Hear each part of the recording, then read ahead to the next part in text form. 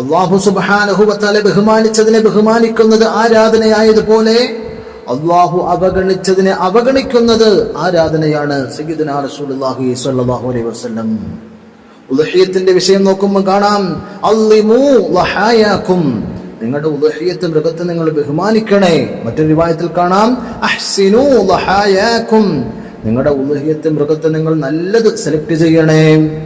ന്യൂനതയില്ലാത്ത മൃഗത്തെയാകണം ഉദ്ഹിയത്തെറുക്കേണ്ടത്. ന്യൂനതയുള്ള മൃഗത്തെ നിങ്ങൾ ഉദ്ഹിയത്തെറുക്കരുത്.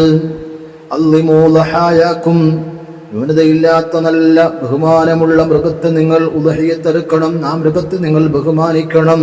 ഫഇന്നഹാ അലസ്സിറാത്തി മത്തായാകും, നാളെ പരലോകത്ത് നിങ്ങൾക്ക് സിറാത്ത് പാലത്തിന്റെ മുകളിൽ കൂടി സഞ്ചരിക്കാൻ ഉതകുന്ന സുന്ദരമായ വാഹനം അത് നിങ്ങളുടെ ഉദ്ഹിയത്ത് മൃഗമാണ്. അതിനെയാണ് സുസജ്ജമാക്കുന്നത് എന്ന് സയ്യിദുനാ റസൂലുള്ളാഹി സ്വല്ലല്ലാഹു അലൈഹി വസല്ലം.